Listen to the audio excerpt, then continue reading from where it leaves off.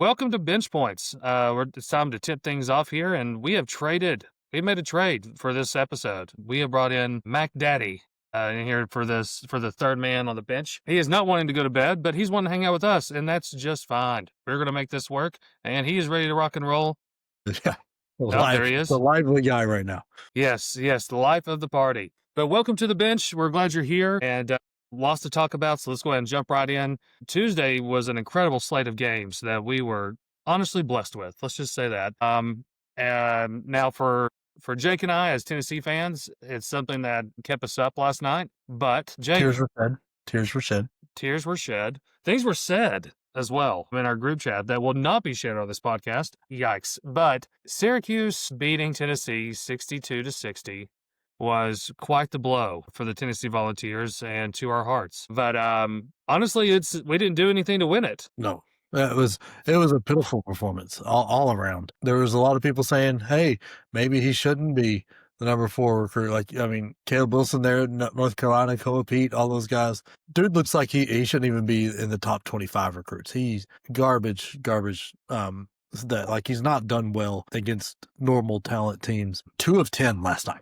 2 of 10. I mean, he had 11 points in the 1-3. He had 6 free throws, but he turned the ball over 7 times, and they were critical turnovers. Absolutely critical turnovers. Backbreaking. But, I mean, it wasn't just his fault. No. Nobody played well. We couldn't hit a thing from down the arc. Except Jalen Carey. Jalen Carey had himself a ball game. Jalen Carey, you know what, dude? If you weren't such a dinosaur and you don't play, like, the game is different, man, Syracuse could do nothing about him, and except for let us keep throwing it to him so he could turn it back over. That's right. It was bad, but I mean, he was the only bright spot. Abram played well in the first half, but couldn't get back on the floor. But nothing else worked. I mean, Gillespie had 7 assists, which I'm going to say 5 of those are throwing it in for Carey to take care of it. Mm-hmm. But I mean, Cade Phillips, where are you? Dude, where are you? You took 1 shot and had 1 rebound. I didn't see why Estrella wasn't playing. I don't know if it was due to the ankle or the knee or the combination. I haven't heard anything about that either. I thought that was interesting. That sucked. Yeah. And you know what? And me and Sam talked about this while you were playing. You got called up to actually play. I said, this is how Syracuse is going to do it. This is how they want to do it. They want to muck the game up, play crazy, play sloppy, get it moving. Because they don't really have an offensive game plan. Let's get this game going so fast and sloppy. And that's exactly what happened. I mean, Nate Kings went nuts in the first half, but I don't know if he scored in the second half. JJ Starling took over in the end. But I mean, it's not like they shot well. They shot 26% from deep, less than 60% from the free throw line. We just happened to go less. We did 53% for the free throw line. It was miserable. I don't know. There was nothing good. I got excited after the Houston game, and I blamed Kansas on maybe our legs being gone a little bit. Yeah. This just, like, Rick Barnes over the last 4 to 5 years, we've given him enough money to get the players he wants, bring them in, do what you need to do, and it's the same issue every year on offense.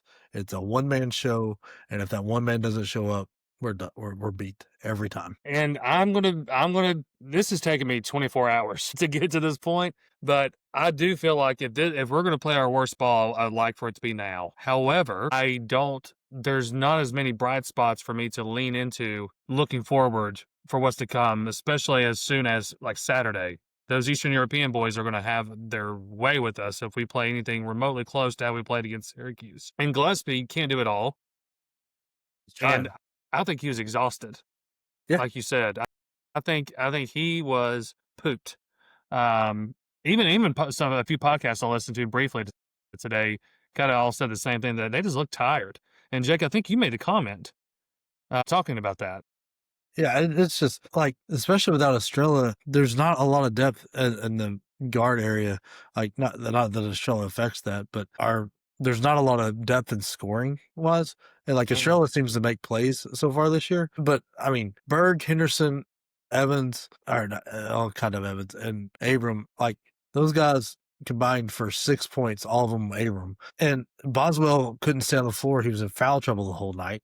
Like, and we're running a JJ Redick style offense for Jacoby Gillespie, where he's just running around, running off screens until he gets an open bucket. Like his legs are going to be dead. He can't control the offense and do that. I mean, Mm-hmm. when JJ Redick was doing that, that was you had Chris Duhon and other guys running point, so he Good didn't football have to game. carry that load and then be one of the better defenders. That wasn't what Coach K asked JJ to do. And it seems what we're asking Gillespie to be Superman, and I don't know that he's got like. And this is knocking him. I mean, No. it's just I don't know that he's got enough legs.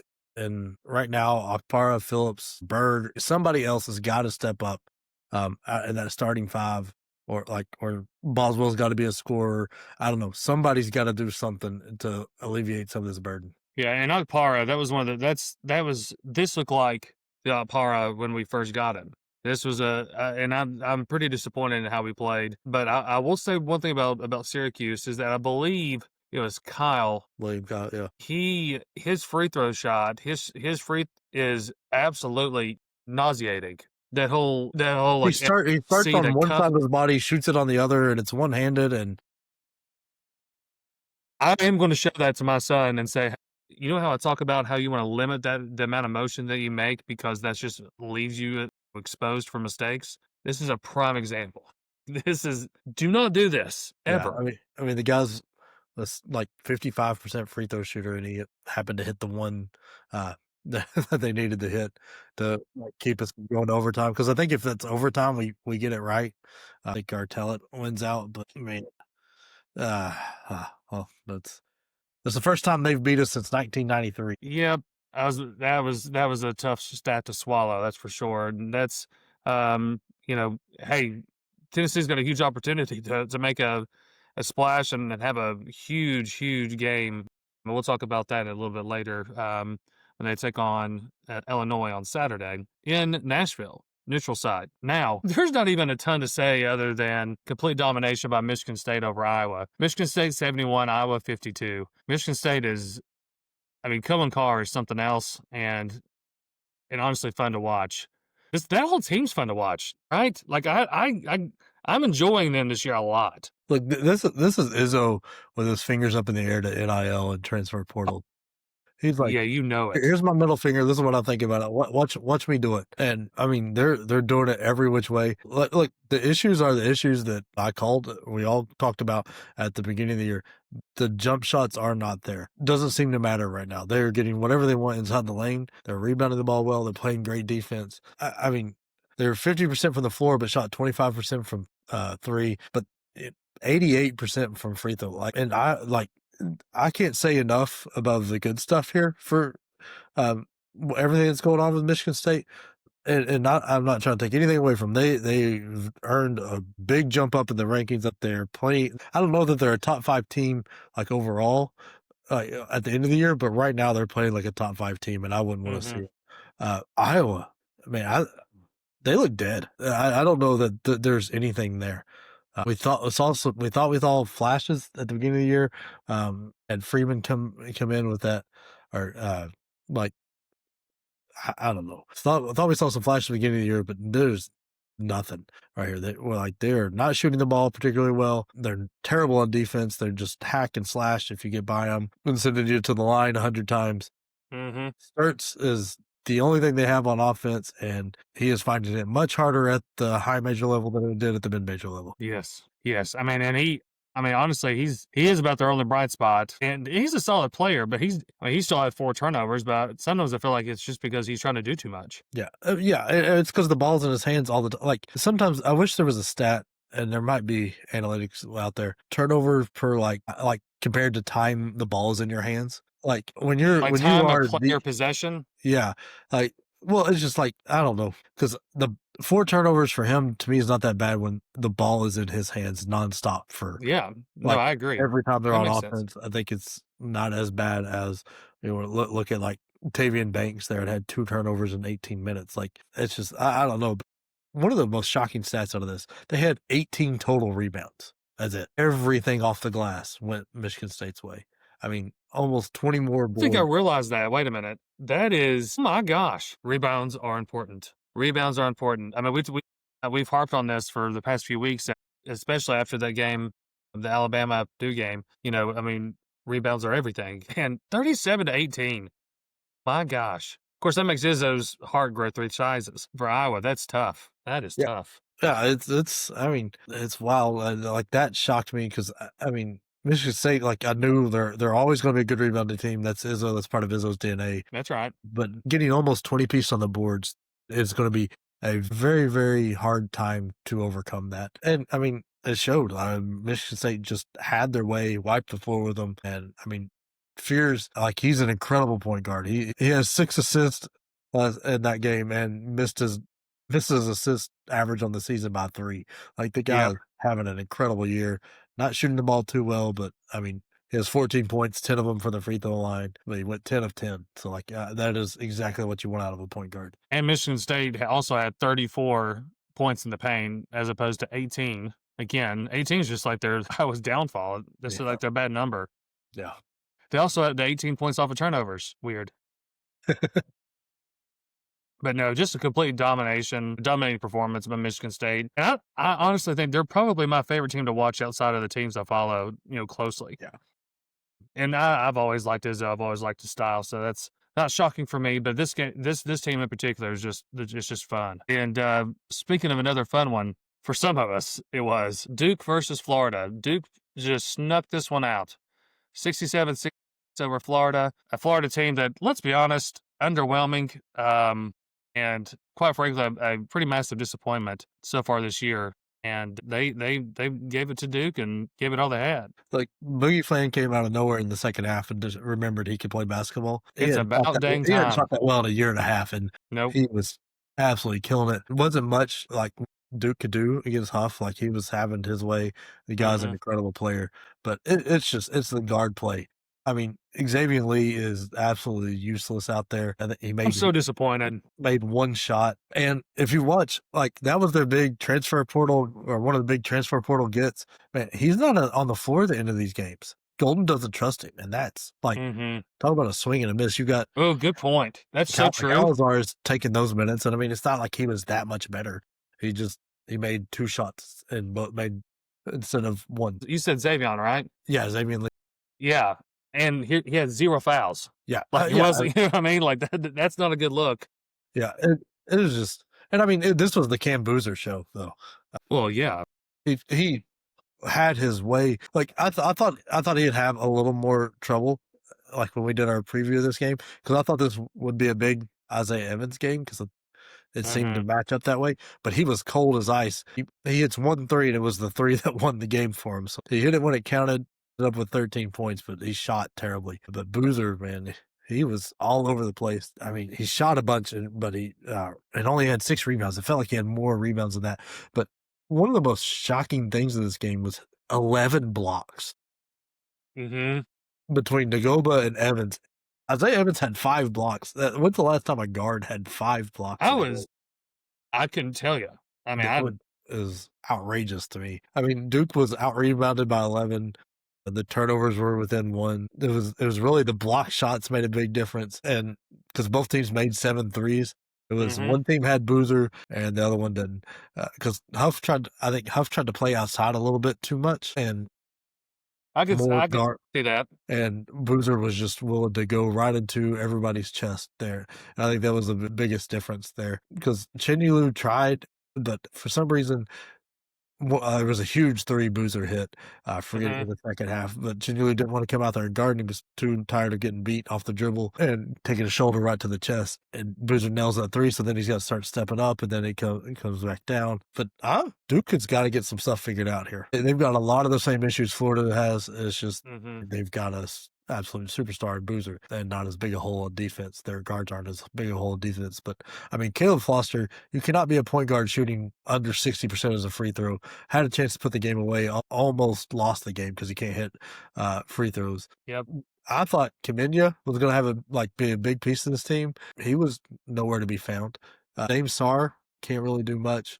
Hayden Boozer, Aaron Harris, there is nothing coming from the guards. I mean, Isaiah Evans has had 1 good game this year. The rest of the time, he's shooting some dumb shots. He's playing great defense. I mean, Foster's playing great defense. That's the difference between Tennessee and Florida, is the guards are also playing very good defense, even though they suck on offense. But I don't know that this has got Final Four run on him unless they get this figured out because Boozer can only take you so far. And like Nagoma, as good as he played on defense, he had 11 points, but only 5 rebounds. I don't know. There are some big glaring holes on the Duke team right now. For sure.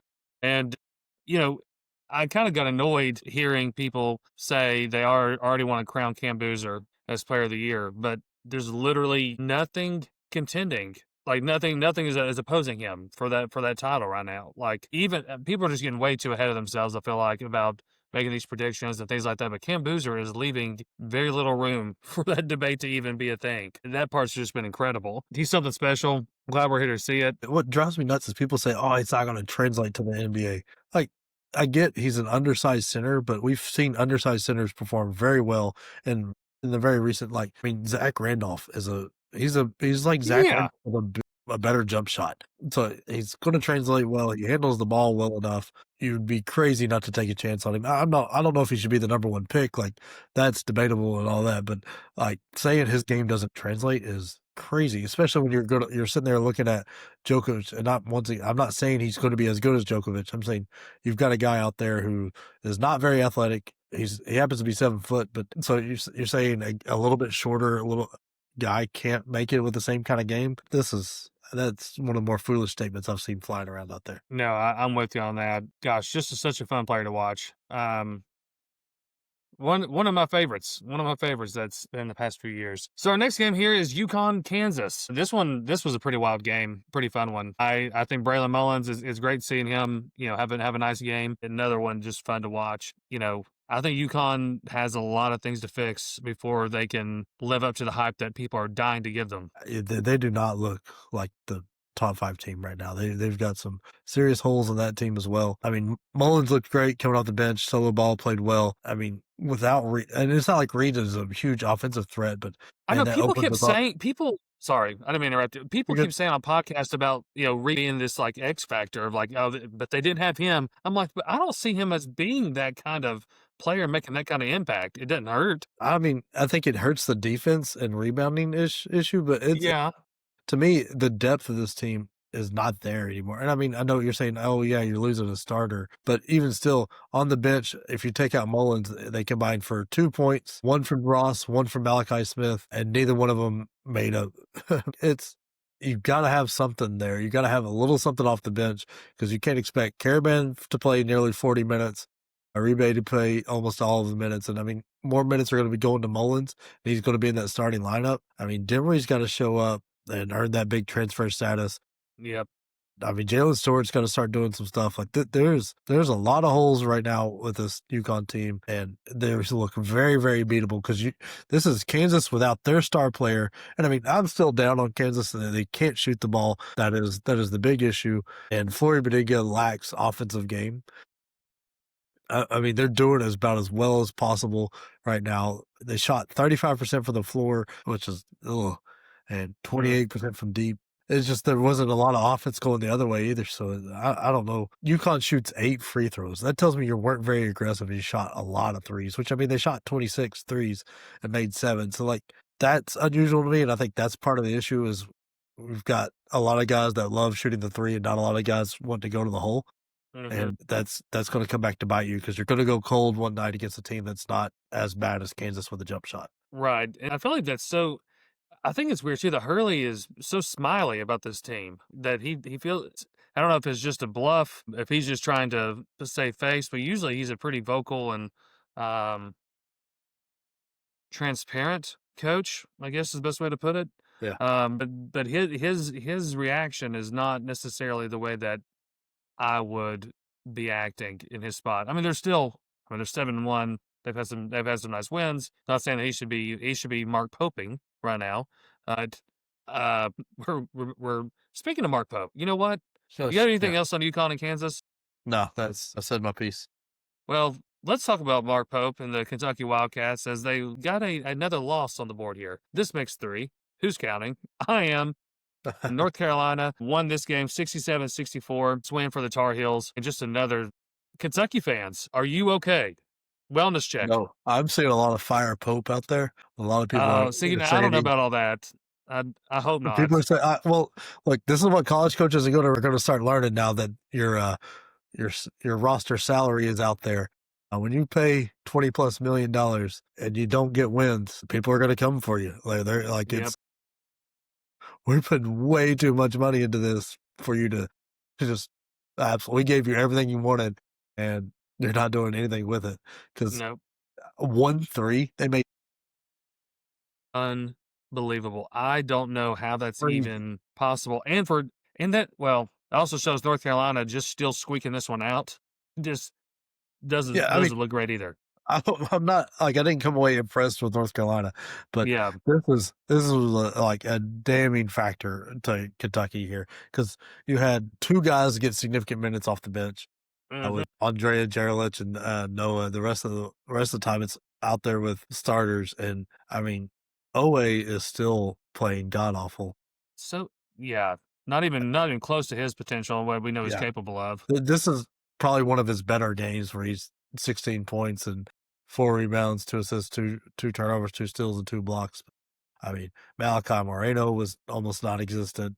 Colin Chandler, Denzel Aberdeen, like everybody. I don't think Florida was well. I might say that. I think in the offseason, Florida was not as sad to see Aberdeen go as people wanted them to be Right. because I think the guy's not that great of a player. He's great and flashes off the bench, but he's not a guy you can absolutely pin that on. Cam Williams might as well not have played. This is I'm not on the fire Pope train, but oh boy, this is starting to look like Pope is in over his head this year. I don't know because I don't see where it's fixable. It's not Yeah. like with Duke. You're like, okay, the guards start making some shots, and all of a sudden that opens up, and Boozer's life gets easier. You can see it like the effort is there on defense. I don't really see where Kentucky's fixable. This is going to be you're just going to have some of these high price tag players play up to high price tag stuff, and it doesn't look like right now they've got it in the bag. No. No. And let me ask you this. I mean, this may be apples and oranges, but whose seed is hotter right now? I mean, obviously North Carolina is having. I mean, they're 7-1, but I know I don't. UNC fans are too smart to know that they're not that I don't think they're ecstatic about 7-1. I think they know what they have. Yeah, I think yeah, the UNC fans they've got a little too much brain to them to know like they're not all in on this team, but you're not mad about 7-1 and a road win over Kentucky and a win over Kansas. Like,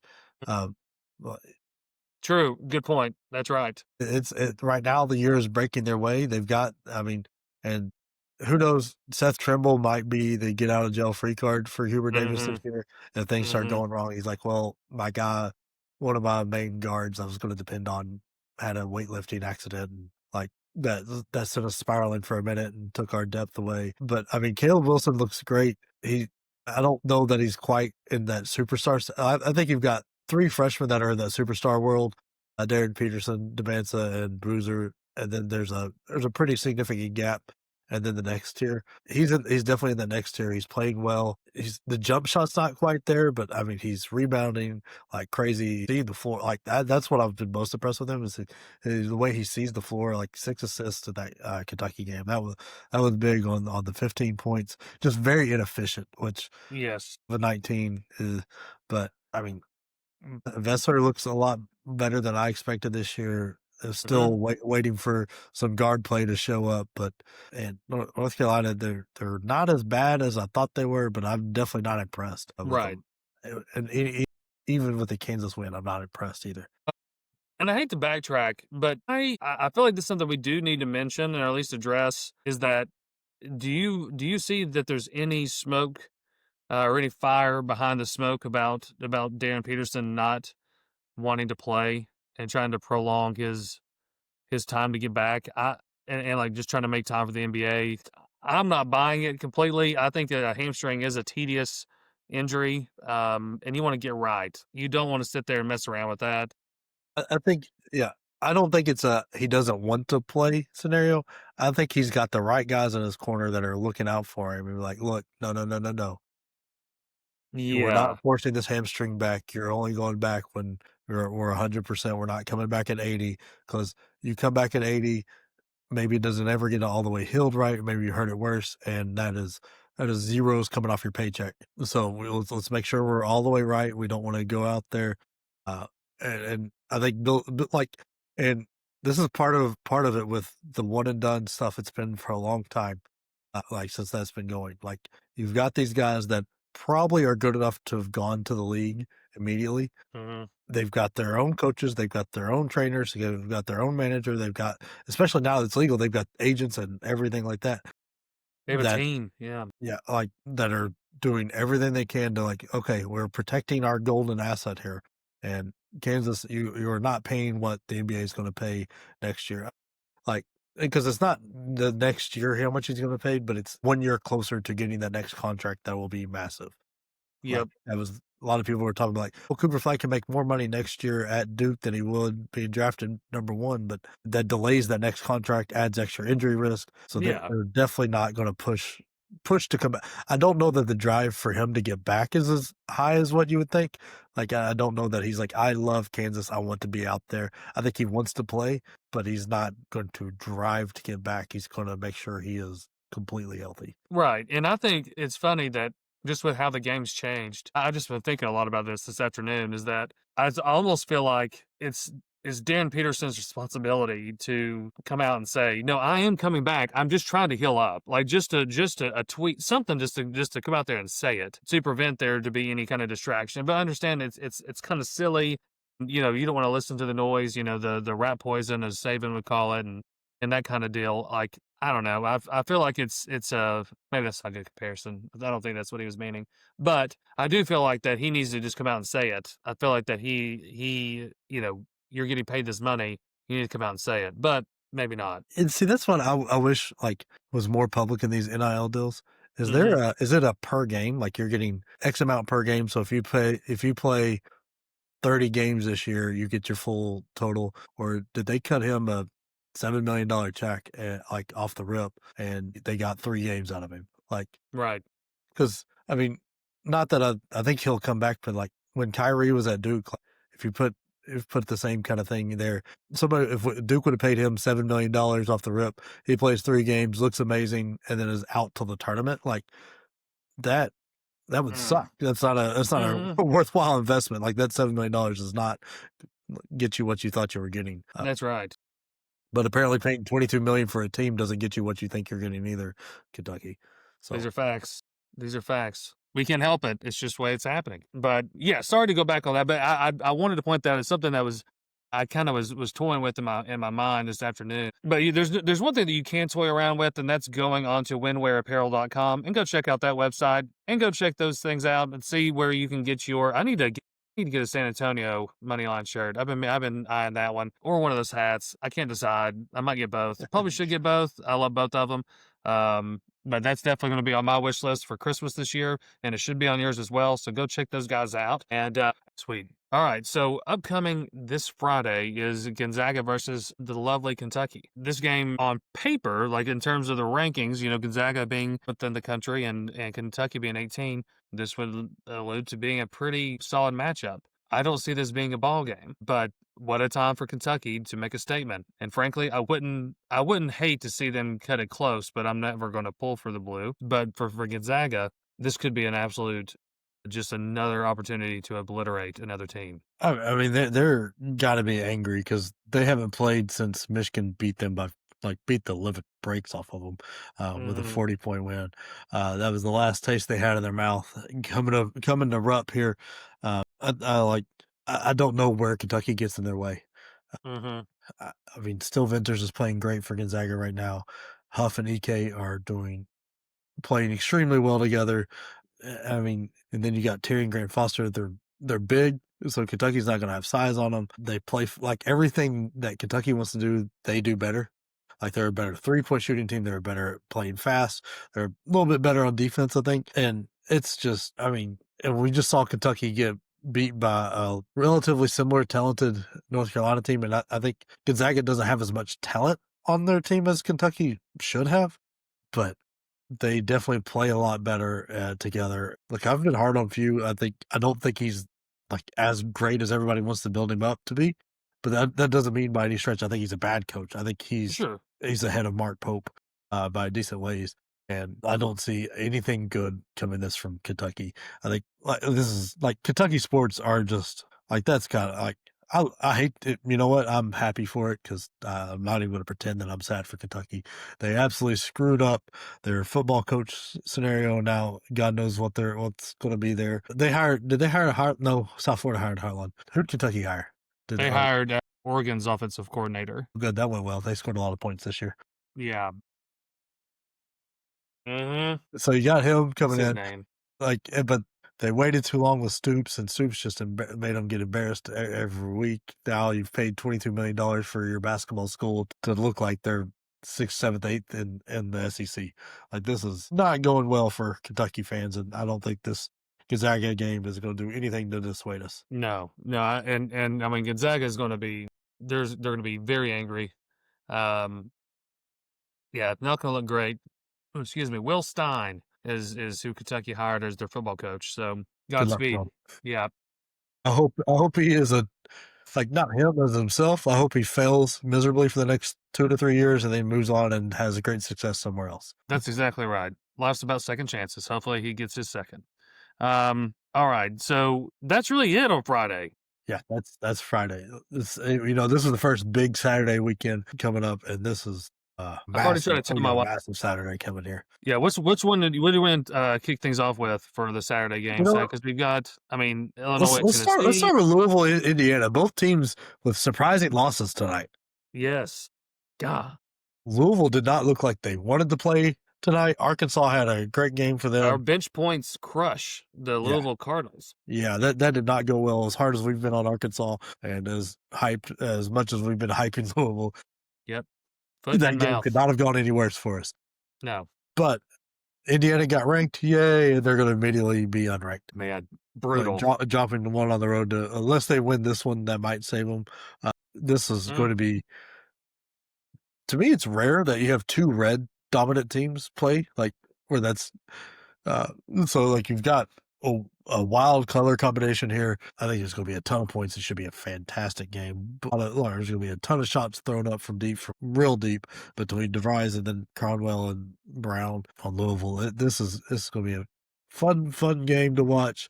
I think it is. What time? This is a 2:00 game too. So Yep.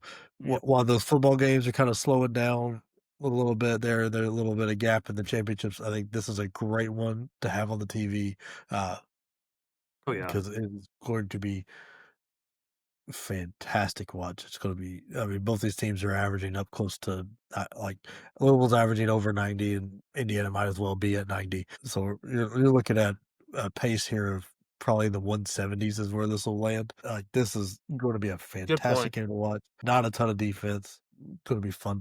Now I don't, and I think this one's fun too, just because of the two like story programs too that need to that are starting to come. Well, we'll see if they're kind of making a run to back to prominence. But Indiana has a lot to overcome. Do we think with Indiana playing that night, this is a dream of mine if I was an IU fan. You go to the 2:00 game there in Bloomington.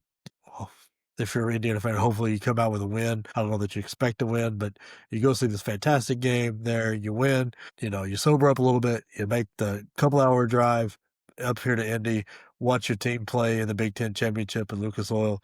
Hopefully they win too, and it's just an incredible weekend. And that's what I would be doing if I was an IU fan. But yeah. I wonder how many Oh people were yeah, that's right. like that. Like that's a dream. That's a dream Saturday for me. Hoosier fans, have yourself a Saturday. Yeah, Incredible they're opportunity. spaced out enough where it's plenty of time. This game ends Yeah. three, four. You come Cheers up to here, you that. tailgate for the night. You just get in the car right away. You tailgate for the football game. It should be hopefully it'll be a great weekend for Indiana, but I don't see them winning both games. I don't see them winning either, really. But Yeah. that's me. So what about let's keep it closer here. What about Purdue Iowa State? That game is going to be I hope they both come out alive. Purdue looked, and I hate that we don't have Sam here to sound off on this. I think he was just looking for things to point out for Purdue because and against Rutgers, we didn't even mention them in our recaps. But Purdue is a well-oiled machine. Like There's no doubt about it. But Iowa State would love nothing more than to disrupt this. And this is at Mackey, I believe. Yeah, yeah, it is. So, which that would be huge. But also, I just don't see it happening, folks. I just don't see. I, I see it to be a close game, but I don't see Purdue in any way, shape, or form trying to lose this game. I think this is a big one. yeah, no, this is a massive one because this, like, since Alabama, I don't know that they've been tested. I mean, obviously not. They're Yeah. winning. I don't know that they've like Texas Tech, EIU, and Rutgers are all 20 plus wins. So, but I think Texas Tech has been found out to be the paper tiger. So since Alabama, they haven't been tested. This is gonna be the first real test, and I mean it's at home. So I think they win this game. I think this game is going to be super interesting because the way Iowa State plays defense, they're going to pressure.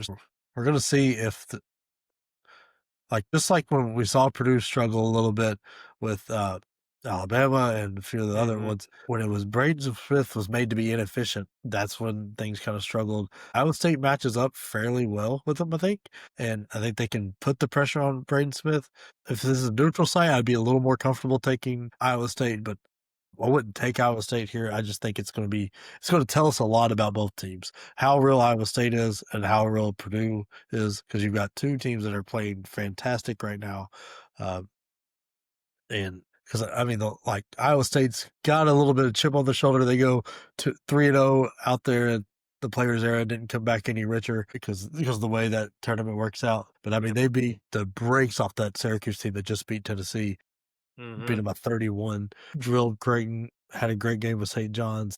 I'm interested to see what a tested Purdue team does because that Bama game was fantastic. And they came Yep. out. That was an incredibly close game the whole way through, and that was on the road. Some of the shots weren't going, so you'd think some of the shots go on home from the like your role players, but maybe you don't have as much of a rebounding advantage because Iowa State's a much tougher, bigger team than what Alabama is. So I don't know. I'm excited to watch this game. I don't know how it's going to play out. I don't know whose pace is going to take over here, but it's going to be a fun one to watch. We'll see how Clough and TKR can keep their composure with a defense and the pressure that Iowa State likes to deliver. They got to keep their head because they'll get under your skin and absolutely make your life miserable. So they got to keep themselves and kind of keep their wits about them, which doesn't always happen. Yeah, yeah. I mean, this game could, depending on how the whistles are blowing, if their whistles were blowing like anything like we watched this weekend, this past week, it could put some stress on Purdue depth wise because that right now the only weakness Purdue has is depth. Not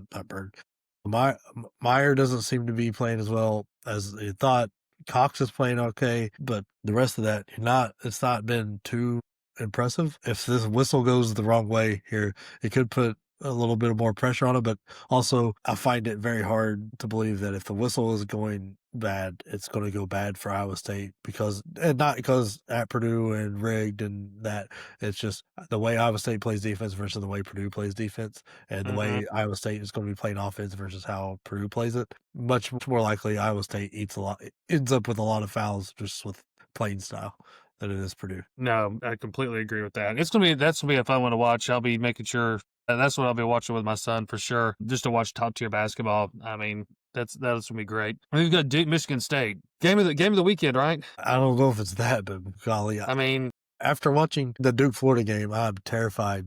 Michigan State. I'm terrified for Duke to go to Michigan State. Like right now, ESPN has the matchup predictor at almost 70% for Duke. Like I'm not that comfortable. is it really 77? Is that what you said? No, 70%. So 70%? 69.9 to 30.1 if you want to be accurate. Hmm. Because it's not like Duke's shooting the ball great. Right. Duke has the size on them, I think, but neither team has a ton of depth. And I like Fears enough to absolutely like if Isaiah Evans is as cold as he was against Florida. Mm-hmm.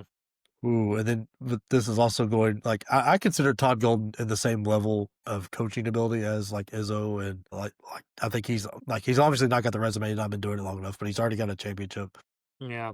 But like I think he's up there at that level, and we're going to see it. And so that like he's not the game plan is going to be. It's not like the Florida game plan. You just had that tape out there. Mm-hmm. There's very easily spots to pick on.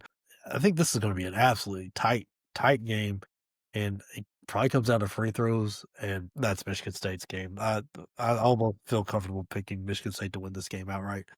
Duke has not been really playing that well. I don't know that the resume that Duke has is as impressive as people want it to be. It's kind of like when we were talking with Arizona. Mhm. Like Texas is a decent team, Mhm. but then you beat Florida, who got beat by Arizona and beat by TCU and had not looked great all year. You beat a Kansas team, right? Yeah, they beat Kansas in the Champions Classic, who got beat by North Carolina and then beat by UConn. But like, also, how good is North Carolina? They didn't really look that good.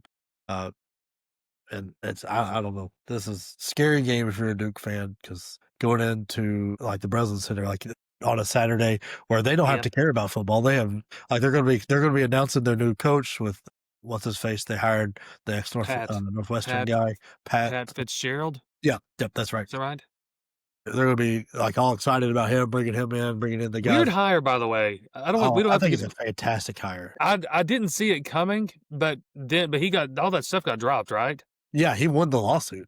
Yeah. They had to settle and apologize. So he was wrongfully terminated at Northwestern, and now he's going to a place that doesn't have the extreme academic standards and really likes sports. So Yep. that's going to be a problem for the Big Ten when he gets going. I'll have to ask I wanted to ask It's Sam about that too. I have to text him about it. it is going to be a raucous atmosphere there on a Saturday. What is this? Is this a night game? No, it's a noon. This is Yep. going to be a big, And big noon game. I'm not seeing anything about it being a whiteout, but I'd be surprised if it's not. Yeah, I mean, I don't know if they're gonna call the whiteout or not. We'll see what happens, but it should be. This is definitely the one that'll be the main one on my TV in that noon slate. Even with the football on, I will just like I'm not that big in college football once Tennessee's done, so I don't Yep. care who does what. So it'll be all basketball on my TV anyway. But Yeah. this will be the main one at the noon slot. And then there's let's do Auburn, Arizona. I think and Auburn is got a close game going right now with NC State, 31-35 with about 2 minutes left in the game. That like let's not Auburn. It got there was illness running through the locker room. Like they kind of got called out today, so Really? they're not playing at full speed. So let's not totally hold that against them. Interesting. Oh, NC State is nothing to breeze No, past. no. It's just like like don't go rushing to like Auburn sucks because they're Yeah. like hold on. Well, and I think I think that'll be a fun game. I will not be watching it. I'm just going to say right now, I'm going to be asleep. I'm more than likely going to be asleep for this game. I will hit it on the YouTube TV and go check that out the following morning. But I mean, I still think it's worth watching. If you're up at 10 o'clock, watch this ball game. I think there's going to be something to see. I'll be staying up for it. This is a fantastic game because. Like I said, Arizona. You can poke some holes in those Arizona wins because UCLA is bad. Hmm. Florida's not looking too great. The UConn was without Terrence Reed, but you don't 100% know what UConn is because it was also without Braylon Mullins, so big asterisk there. Hmm. Auburn is such a yo-yo team right now, and I think that's because one, the talent is an overwhelming talent, and you've got a rookie coach, so them being a yo-yo team feels like all. So I think this could be a bit of a issue game for them because traveling out west, playing at midnight for body clock time, like at some point Hmm. this could be a very tough run, but it also could be something they show up, like get a little extra motivated for and show up for. Like this is a big boy game for both of them. I think it means more for Auburn than it will Arizona, but for them to win. But I don't know that I believe enough in this Auburn team Yeah. to like. I was high on this Arizona team coming in. Like I'm okay with poking holes in the resume, but I still think they are Final Four good. Oh, yeah. I think the floor to me is rising. Yes. It was like miss the tournament if the floor goes bad, but now I think it is probably second weekend. I think is the floor. I think this team is that level of good. We'll see what happens when they get to the Big 12, but this game should be another. It's not going to be one that's like you pinned your whole offseason resume or non-conference resume on it, but it's another very very good win. This time we're getting to do it at home. I'm very interested to see what Koa Pete does because Auburn's got some size they can throw at him, and Hmm. I'm interested to see what the point guard duel between Pettiford and Bradley will be fun to watch. This is Agreed. Going to be a fantastic game. Should be a lot of pace. Should be a lot of fun. The exact kind of basketball I like to watch. Like not a true defensive struggle, but two teams trying to get close to 100. But I just looked at the stat line, and Tobe Awaka already has 2 fouls in this game. Yeah, one of them flagrant too, I believe. Yeah, that sounds about right. I love that kid. I root for Arizona for him for a lot of reasons, but yeah, he's fun to watch. And Can always come back. gosh, Can always yeah, come back. God, I would love that so much. But yeah, so that's a big ball game for sure. Definitely on the late side. But here's the game before that is the Illinois Tennessee game. This is the Music City Madness game that's played in Nashville. This is the game that I've been excited about. I would say not as much as the Houston game, but definitely right behind that for the non-conference schedule. I'm just a little bit down about it, and I think I have every reason to feel that way. I don't know how Tennessee wins this game. I don't know how they do it. They have to play completely different in a matter of less than a week, or Illinois has to play absolutely terribly. But I don't see them doing that. They're too solid. That's where I think we disagree. I think these are two teams that are on the struggle bus at the moment. Yeah, Illinois is like they don't have a win that matters to them at the moment, right? You lose to Arkansas and you lose to UConn. Texas Tech win every. I mean, that's a team that just lost by 30 to Purdue. Like I don't know. Like this is going to be a big win for them if like coming in, and they don't look that great right now. And I love the fact that with the point guard duel we're going to get, and the same thing with Tennessee. for Like sure. we do not look great coming in. You know, when this stretch started, I thought if we went 4-3 or 3-3 without the Syracuse game or without the Kansas game, that would have been a huge success for this Tennessee team. But now you're looking at you've gone 2-2 with Rutgers, so you need this one and you need Louisville to come out with a winning record here, and like those.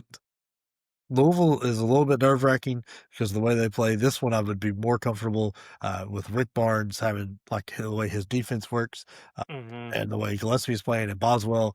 And that I think we could throw enough guys to slow down Boswell. But and I think we've got enough size and athletic size that I think we are a bad matchup for Illinois because we've got athletic size that can guard out of the perimeter. We've got big guys in there we can rebound with, and then we've also if Gillespie and Ament figure out not Gillespie. If Gillespie's gets rested and his jump shot starts going in, I think we're very tough to beat because then that opens up things for a bit. And maybe Estrella plays. And if you get a little help off the bench from with Abrams or Carey or somebody, I think we are in a very good spot for this game.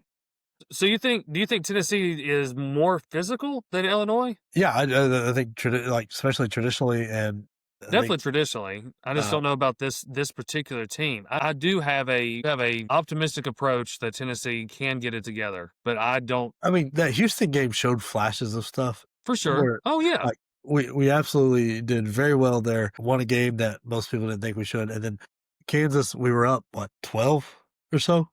Yeah.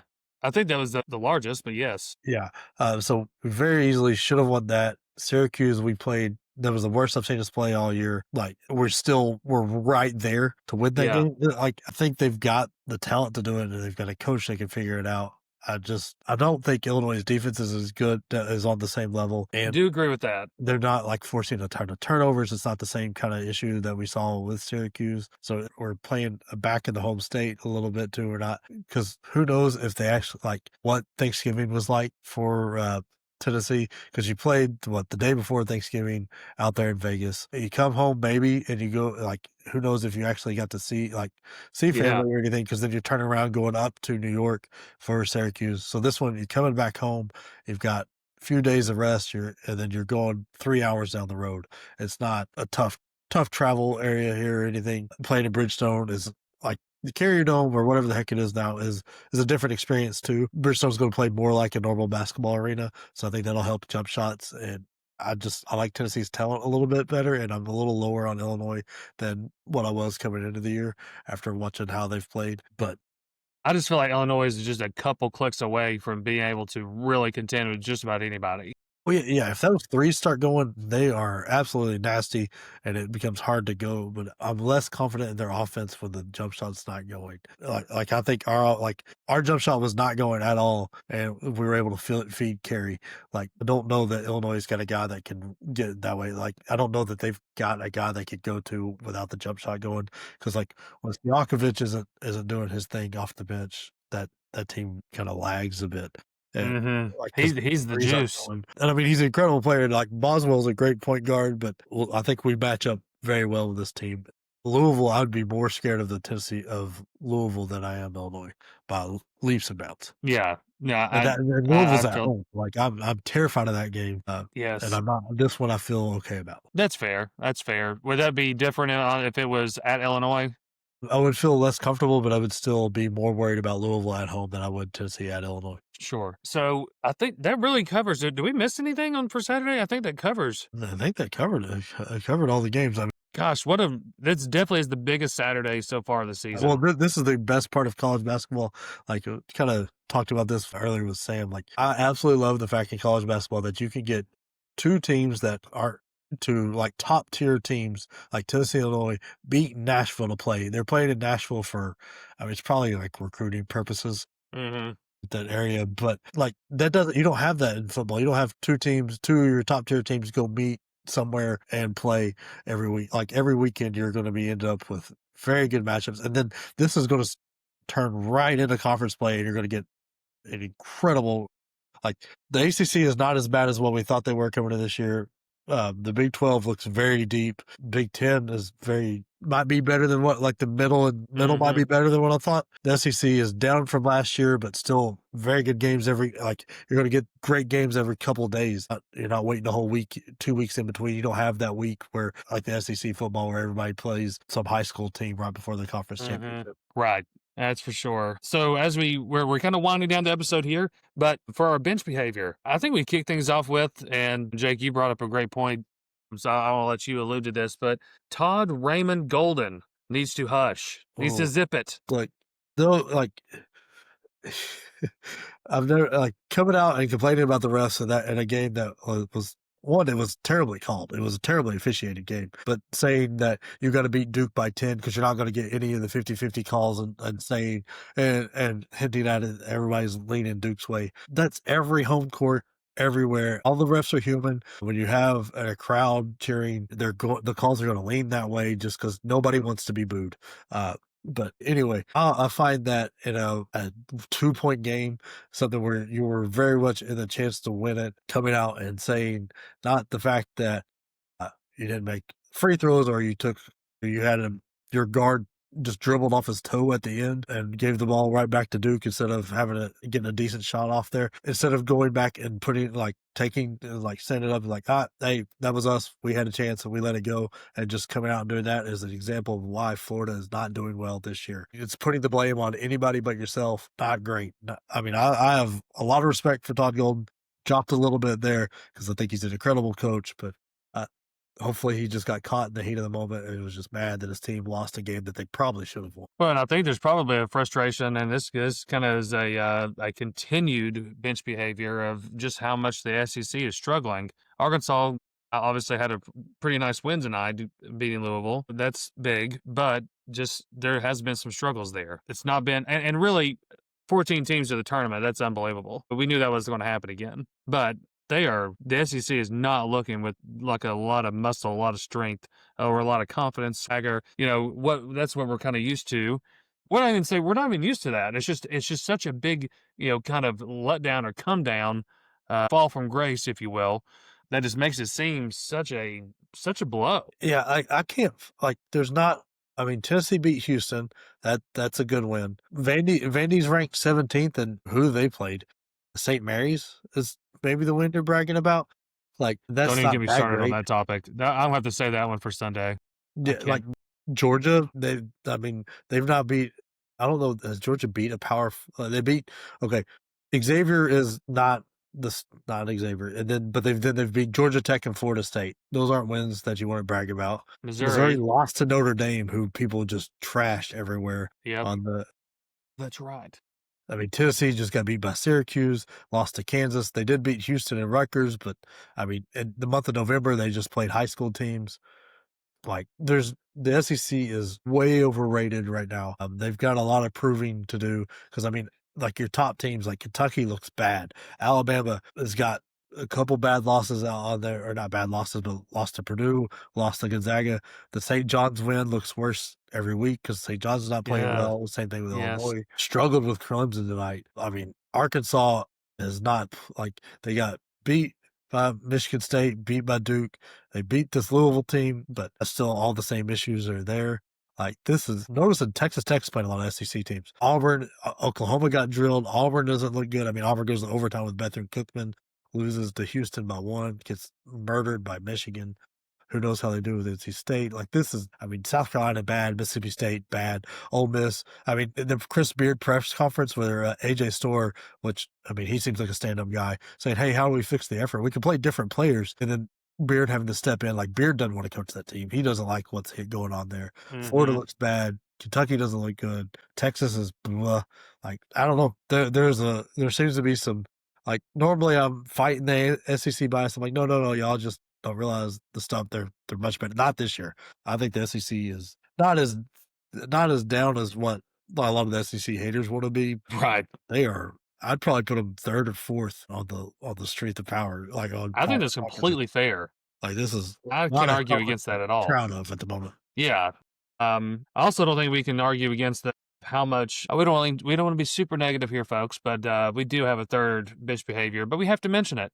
Penn State, bless your hearts, just a fumble, flubbing mistake, and just dropping the ball on the first team to fire your coach and can't seal the deal. I mean, and really bring in some major talent. That's just somebody's going to be unemployed. That was over all this. I mean, I guess add that to the list, but regardless of what's being put out there, it's really just a sad situation there for Penn State. This is like you were the first to the buffet line.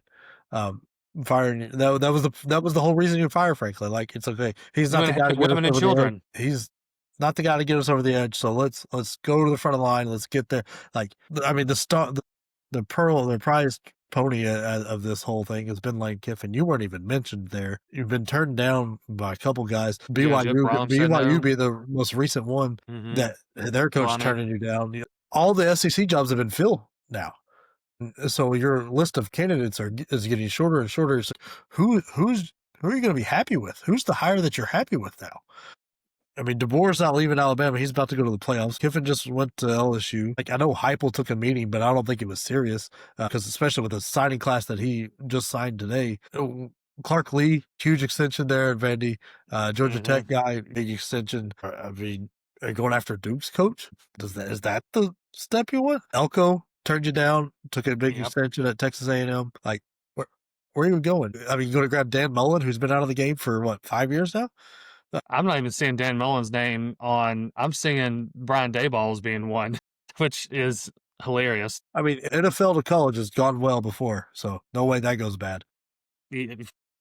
Like, just – I mean – this is talk about fumbling the bag. You've got a school in an area that will put a crazy amount of resources behind a football team, and they can't get a coach. And this is like their recruiting class. They've lost every commit that they had because they don't know who's coaching them. And you can't blame those guys. Like, I'm not committing to the school. I'm committing to who I'm playing with. Like, I need to know who I'm playing for. As soon as you fired Franklin, like at this point, you've got to hire the interim guy, right? Just to have the consistency. Like this is like give him an extended tryout, I guess. Like it's not like he did that well after Franklin was fired. So I don't know where you go from here. I don't know exactly. I don't know, and so I'm just going to say this. I don't know exactly what list this is, but I believe it's the main, I guess the 24/7 rankings for signing day.